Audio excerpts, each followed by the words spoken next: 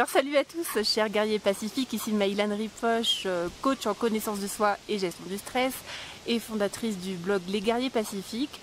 Alors je suis en direct du toit du monde, de l'Himalaya, donc dans la région du Ladakh, qu'on appelle aussi le Petit Tibet. Et je suis avec Joël Bess, qui est du coup psychothérapeute et chaman.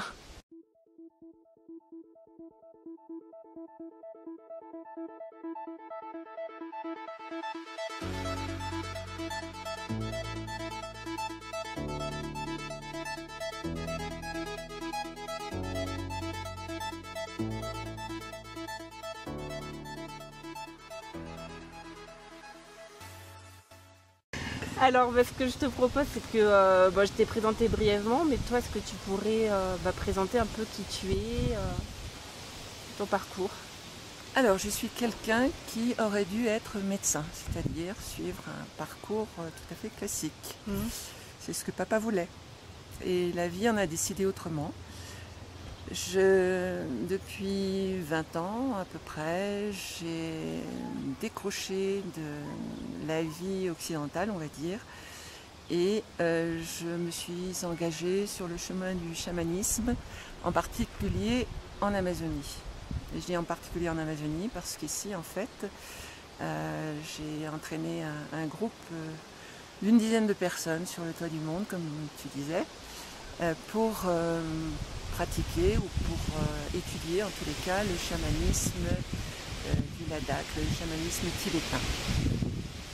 Et justement, pour les personnes qui ne connaissent pas du tout ce que c'est que le chamanisme, comment tu pourrais résumer le chamanisme ? Alors, on m'a souvent posé la question. Pour moi, maintenant, le chamanisme, je répondrai d'une façon très simple. C'est le contact direct avec la nature dans tout ce qu'elle a de plus ample. C'est un contact direct avec le divin que je retrouve, moi, dans les plantes, dans les êtres humains, dans la végétation, dans tous les éléments en fait de la nature. Voilà ce que c'est pour moi. Et c'est aussi un contact direct avec le divin sans l'intermédiaire d'un être humain. D'accord. Et comment tu as contacté ce divin justement ? J'ai été contactée par le divin. Comment ? En ayant l'esprit ouvert, je pense, après pas mal de péripéties, après pas mal d'épreuves dans ma vie. J'en avais un ras-le-bol d'en avoir ras-le-bol en fait, malgré tout le travail que j'avais fait sur moi en Occident. Il restait encore pas mal de couches à éliminer et c'était une souffrance de trop. C'était vraiment la goutte d'eau qui a fait déborder le vase. Et à ce moment précis, deux personnes m'ont proposé un voyage dit spirituel en Amazonie. Je ne savais absolument pas de quoi il s'agissait. L'Amazonie, je savais comme tout le monde où ça se trouvait en gros, mais certainement pas ce que j'allais y découvrir. Et justement, qu'est-ce que tu as découvert là-bas ? J'ai découvert l'autre monde, dont parle Yann Kounen dans un de ses films. L'autre monde qui est complètement hors de portée de l'occidental moyen, je vais dire. Et j'ai découvert la vraie vie. Je me suis enfin découverte. Jusqu'à présent, j'étais un peu comme une adolescente, et pourtant j'avais 50 ans à l'époque, comme une adolescente qui cherchait partout ses limites. Alors je cherchais dans des sports dangereux, dans des hommes dysfonctionnels, dans des hommes dangereux, dans quelque chose de fort et dur pour arrêter ma course effrénée vers je ne savais pas quoi d'ailleurs. Et alors, ma grande surprise, ça a été de trouver cette limite dans une plante de pouvoir. En Amazonie, les chamans, contrairement au Tibet, travaillent avec des plantes de pouvoir, des plantes maîtresses. L'ayahuasca. L'ayahuasca, pour ne pas la nommer, qui est une plante magique, une plante fabuleuse. Et je remercierai le ciel jusqu'à la fin de ma vie de me l'avoir fait découvrir parce qu'elle m'a vraiment sauvé la vie. Et peut-être pour les gens qui s'imaginent que c'est un peu une plante magique et qui règle tous les problèmes, tu dis que c'est une plante magique, mais est-ce qu'elle l'est vraiment ? Elle l'est pour ceux qui ont envie de vivre la magie en association avec la nature, quoi. Effectivement, tu as raison d'attirer l'attention là-dessus. C'est magique dans la mesure où on a envie de connecter sa propre magie. La plante est d'une intelligence phénoménale et elle n'aide en fait que celui qui a envie d'être aidé et de faire sa part. Et de quelle manière elle aide concrètement? Toi, est-ce que tu peux peut-être nous partager une de tes expériences? Parce que du coup, de ce que tu m'as partagé, tu y es allé une vingtaine de fois en Amazonie. Donc Oui. ça veut dire que c'est un travail quand même de longue haleine. C'est pas en une fois que tous nos problèmes sont réglés. Et en même temps, c'est un peu une psychanalyse accélérée quand même. Oui, c'est véritablement un accélérateur de particules. Hein. J'ai beaucoup voyagé, j'ai rencontré beaucoup de personnes et nulle part au monde, même pas ici au Tibet, j'ai rencontré quelque chose d'aussi extraordinaire. Et dès le premier voyage, en fait, parce que j'étais prête aussi, parce que j'étais mûre, encore une fois, j'en avais ras-le-bol d'en avoir ras-le-bol. La plante est tellement intelligente qu'elle repère la personne qui est vraiment mûre ou pas. Et si la personne n'est pas mûre, c'est-à-dire si elle a envie de rester dans son ego, dans son histoire, c'est-à-dire encore une fois si elle est bardée de peur, la plante ne va pas aller plus loin. C'est vraiment un travail en communion avec elle. C'est un travail qui décoiffe. Et il faut le prendre très au sérieux. Hein. Et d'ailleurs, à ce titre-là, combien de fois on m'a dit mais c'est une drogue et ceci et cela. Et non, c'est pas un hallucinogène non plus. Je devance les questions, c'est un lucidogène. Donc une plante absolument inouïe, comme un être, c'est un être vivant, un être doué d'intelligence et de spiritualité et qui va chercher en fait les problèmes non résolus au cœur de l'être humain et qui lui fait remonter ça en pleine conscience et j'allais dire qu'il aide à traverser l'épreuve. C'est plutôt le chaman qui est omniprésent, qui aide la personne dans son travail de mémoire et qui l'aide à s'en sortir en fait, parce que c'est pas une partie de plaisir. Hein.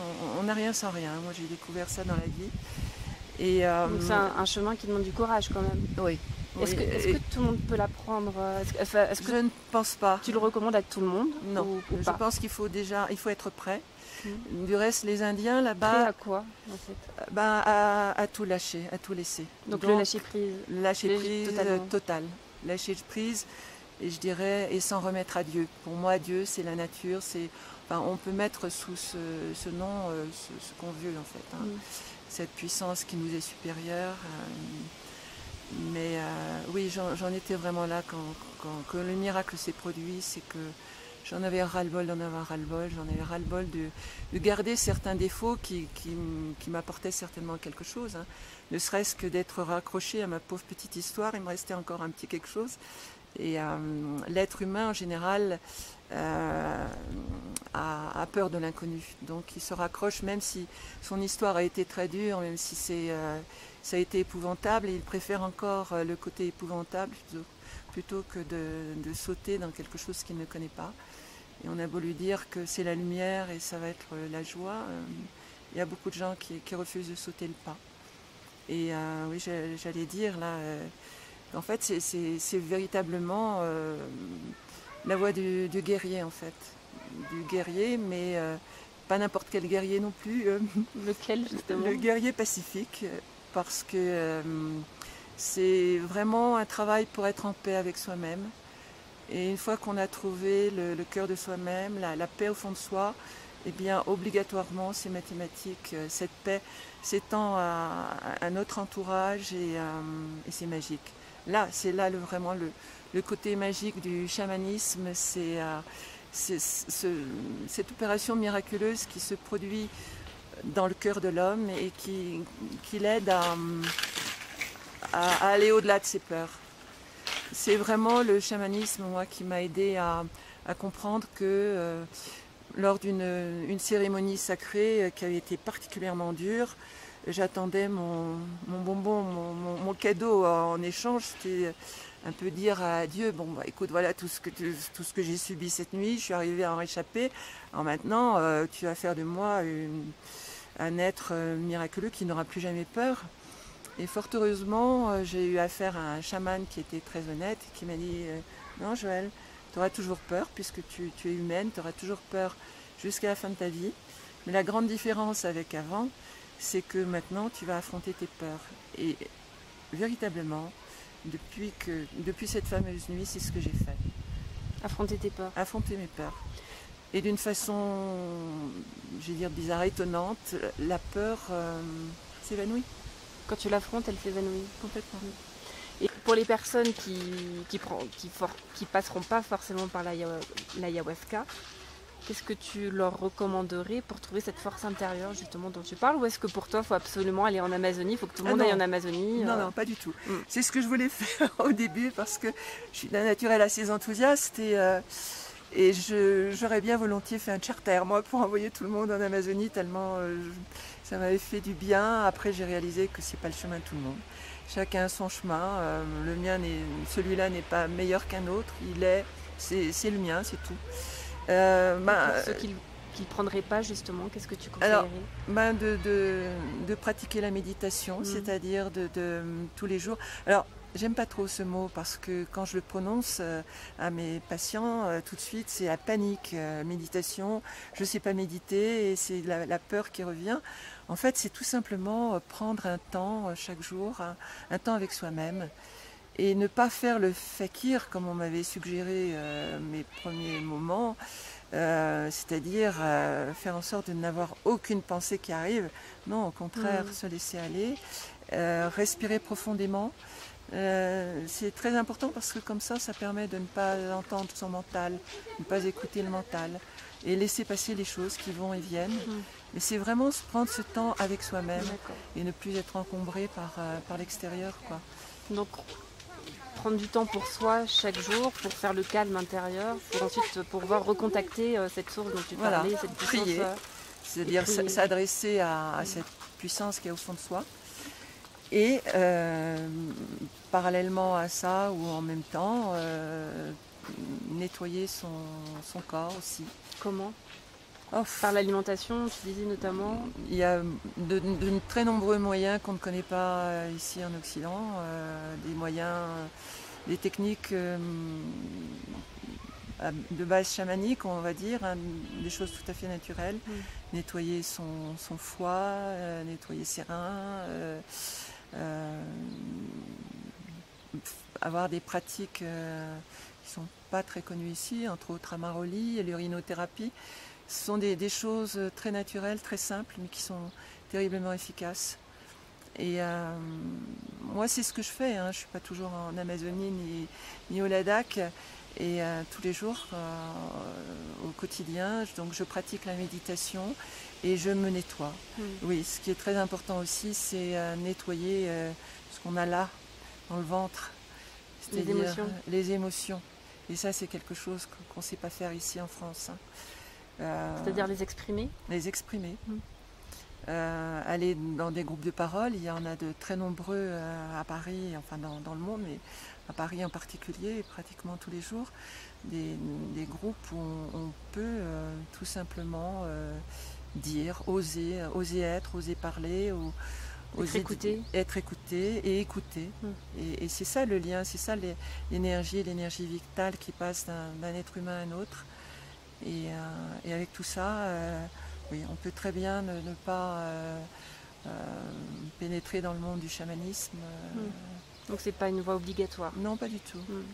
Donc la méditation, prendre soin, exprimer ses émotions et si possible pouvoir intégrer des groupes de parole ou de pratique,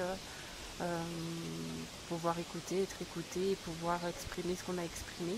Et j'ai envie de parler de l'essentiel d'abord. L'essentiel, c'est soi. Et j'ai envie de dire, surtout quand on est mère ou père de famille.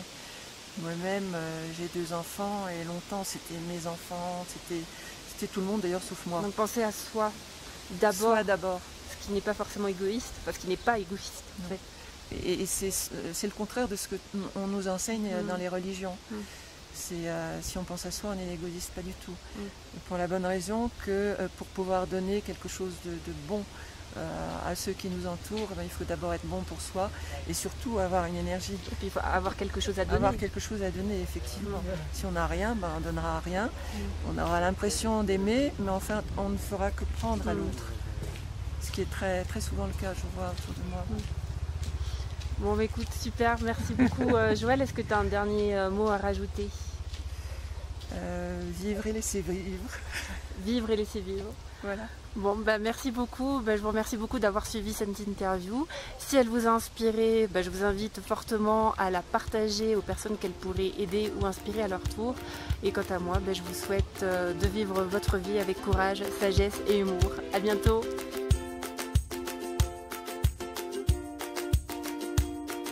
Joëlle, du coup, voilà. Mais deux fois que j'ai dit du coup. C'est pas grave, on continue. Pour traverser les challenges de la vie. Bye, today. C'est cool, hein, c'est bon, au revoir. Et en plus, il est Bye, bye bye.